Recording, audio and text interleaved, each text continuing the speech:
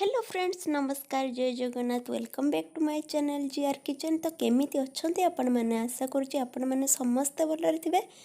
ताले चलंतु स्टार्ट करबे आज रेसिपी। आज रेसिपी होची छतु तरकारी। तो छतु तरकारी पे कोन कोन आवश्यक सामग्री प्रथमे देखि नेबा। चलंतु किछि तेल, किछि कटा टमाटर, कटा पियाज, किछि कटा रसुण, ग्राइंडिंग पे किछि पियाज, मसला रे किछि लंका गुंड, हळदी गुंड, जीरा गुंड,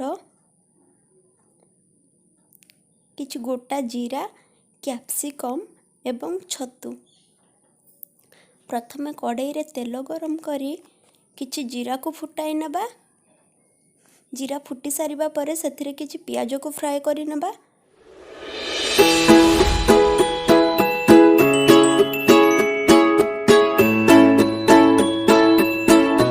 वर्तमान सेथिरे किछि रसुण ऐड करी ताकु मध्य किछि समय फ्राई करी नबा।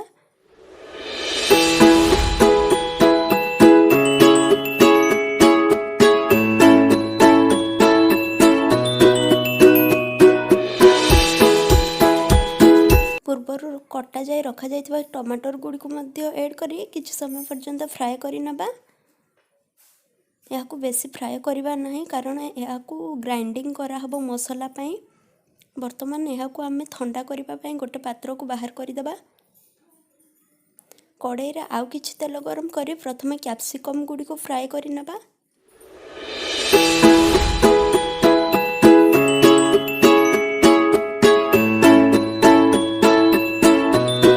वीडियोटी भल लगिले निहाती लाइक, शेयर एवं सब्सक्राइब करिवे।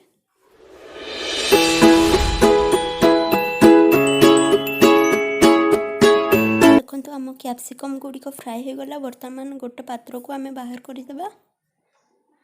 वर्तमान आम छतु गुड़ी को मध्य फ्राए करनबा। छतु गुड़ी को मध्य फ्राए हो गला। वर्तमान आम छतु गुड़ी को मध्य गोटे पात्र को बाहर करनबा। वर्तमान नेक्स्ट प्रोसेस को जिबा। प्रथमे कड़ाई रे 4 टेबल स्पून ऑयल नेबा।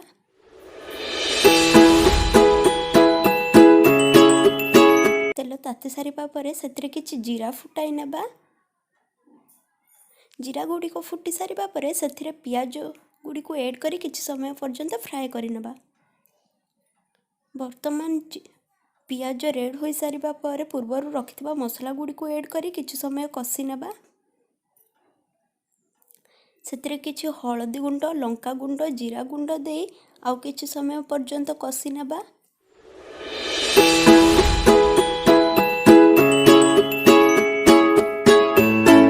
आपण चाहिए से मैगी मसला ऐड करि परिबे। एहा द्वारा मध्य टेस्ट बहुत भल आसी थाए।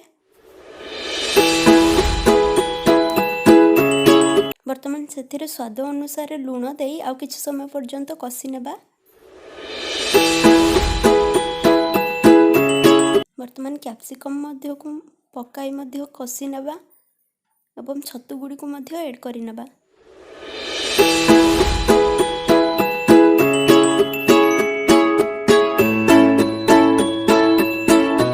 किछि समय कसी होई सारिबा परे सेथिरे पानी ऐड करि लेबा।